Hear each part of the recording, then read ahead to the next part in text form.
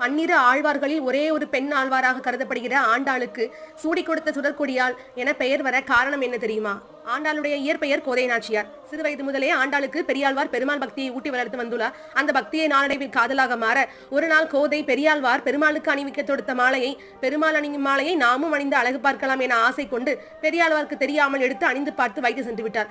இப்படியே கோதை தினமும் தந்தைக்கு தெரியாமல் பெருமாளின் மாலையை எடுத்து போட்டு அழகு பார்த்து வைத்து சென்று விடுவார். ஒரு நாள் மாலையில் பெண்ணின் முடி இருப்பதை அறிந்த பெரியாழ்வார் அடுத்த நாள் வழக்கம் போல மாலையை வைத்து விட்டு செல்வது போல மறைந்திருந்து பார்க்கிறார்.